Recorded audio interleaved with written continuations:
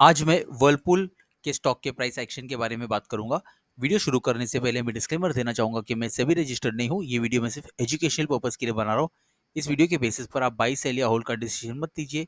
आप अपना रिसर्च खुद कीजिए। ये कोई इन्वेस्टमेंट एडवाइस नहीं है और किसी भी स्टॉक में इन्वेस्ट करने से पहले आप हमेशा अपने सर्टिफाइड फाइनेंशियल एडवाइजर से कंसल्ट जरूर कीजिए।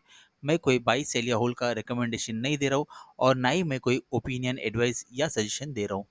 तो देखते हैं स्टॉक कैसे बिहेव कर रहा है। ये वीकली टाइम फ्रेम का चार्ट मैंने खोला हुआ है। तो सबसे पहले मैं एक ट्रेंड लाइन बना देता हूँ, काउंटर ट्रेंड लाइन। ये ऊपर के लेवल से मैंने बना दिया यहाँ तक। ये काउंटर ट्रेंड लाइन बना दिया मैंने, ठीक है। तो स्टॉक देखिए क्या किया, स्टॉक ने क्या किया, यहाँ से इसका ब्रेकआउट दिया। एक स्टॉक ने यहाँ डायरेक्ट रैली दिखाई है, देखियो स्टॉक डायरेक्ट ऊपर ऊपर यहाँ तक गया, ब्रेकआउट देके निकला स्टॉक। ये एक कैंडल बना दिया, यहाँ पे स्टॉक को सेलिंग प्रेशर देखने मिला, लेकिन स्टॉक ने कभी भी ये कैंडल के नीचे क्लोजिंग नहीं दिया। एक बार दिया एक हफ्ते, लेकिन फिर वापस ऊपर चला गया। तो ये जो जोन है ना स्टॉक के लिए, ये मैं एक मार्क करके बताता हूँ आपको। ये एक इंपॉर्टेंट सपोर्ट का काम कर रहा है ये जोन स्टॉक के लिए। ये एक इंपॉर्टेंट सपोर्ट है स्टॉक का, ठीक है। और अगर स्टॉक बाई चांस देखिए, अगर ये सपोर्ट यहाँ पर भी आने के, देखिए स्टॉक ने कितना अच्छा ये दिखाया है, यहाँ से सपोर्ट लिया है, प्राइस रिजेक्शन मिला है नीचे से, और फिर एक बुलिश कैंडल बन गया है।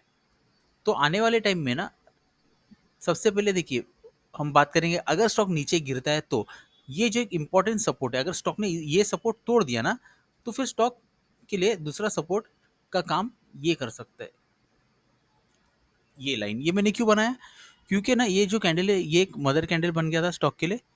ओके, फिर स्टॉक ने क्या किया, इसके ऊपर क्लोजिंग दे दिया था, लेकिन फिर से अंदर आया, इसके नीचे आया। तो इसलिए मैं ये मार्क कर देता हूँ ये जोन। अभी देखेंगे तो ये मदर कैंडल का रेलेवेंस खत्म हो चुका है, क्योंकि इस कैंडल ने एक बार इसके ऊपर क्लोजिंग दिया था। भले ही इसने बाद में अंदर खींच लिया, लेकिन ये क्लोजिंग एक बार ऊपर निकल गया था। फिर भी मैंने ये एक सपोर्ट के हिसाब से बना के रख दिया। अगर स्टॉक नीचे आता है तो ये एक सपोर्ट का काम कर सकता है स्टॉक के लिए। अगर स्टॉक ने ये सपोर्ट भी तोड़ दिया, मेन तो अगर स्टॉक ने यही सपोर्ट तोड़ दिया ना, ये जो इंपॉर्टेंट सपोर्ट, तो स्टॉक वीक हो जाएगा। फिर अगला सपोर्ट ये है, ये हो सकता है। अगर ये भी स्टॉक ने सपोर्ट तोड़ दिया, फिर स्टॉक और नीचे तक आ सकता है, ठीक है। तो अगर देखिए अभी जैसे कि स्टॉक क्या कर रहा है, यहाँ पर एक बुलिश कैंडल बना दिया है, यहाँ पे एक बुलिश कंफर्मेशन कैंडल बन गया है। फिर भी ये जो है ना स्टॉक अभी इसके ऊपर, मैं मार्क कर देता हूँ आपको। ये जो कैंडल के ऊपर अगर क्लोजिंग देता है स्टॉक, ये जो कैंडल बना था, ये क्लोजिंग के ऊपर स्टॉक अगर फिर से निकल जाता है, क्यों मैंने ये मार्क किया, देखिए स्टॉक ने क्या किया, एक बार स्टॉक, ये मदर कैंडल है, इसके ऊपर क्लोजिंग दिया था, लेकिन ये क्लोजिंग फेल हो गया, स्टॉक फिर से नीचे आ गया। तो इसलिए मैंने अभी ये कैंडल का हाई ले लिया।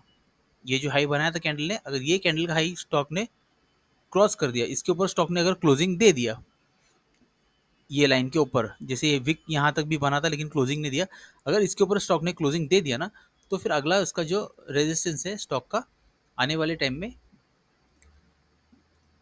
ये एक हो सकता है रेजिस्टेंस, यहाँ तक स्टॉक जाके रेजिस्टेंस ले सकता है। और इससे भी अगर स्टॉक ने तोड़ दिया, फिर उसके बाद का जो रेजिस्टेंस है, एक ये हो सकता है स्टॉक के लिए, स्टॉक यहाँ पर एक रेजिस्टेंस ले सकता है यहाँ तक। तो ऑलरेडी मैंने बता दिया, अगर स्टॉक नीचे आए आता है तो कौन से सपोर्ट हो सकते हैं, एक्सपेक्टेड सपोर्ट। एक पहला एक्सपेक्टेड सपोर्ट ये यहाँ हम एक्सपेक्ट कर सकते हैं, ये इंपॉर्टेंट सपोर्ट का काम ऑलरेडी कर रहा है। जैसे ऑलरेडी मैंने बता दिया, अगर ये तोड़ दिया तो फिर यहाँ तक स्टॉक आ सकता है, अगर ये भी तोड़ दिया स्टॉक ने, फिर स्टॉक और नीचे तक आ सकता है।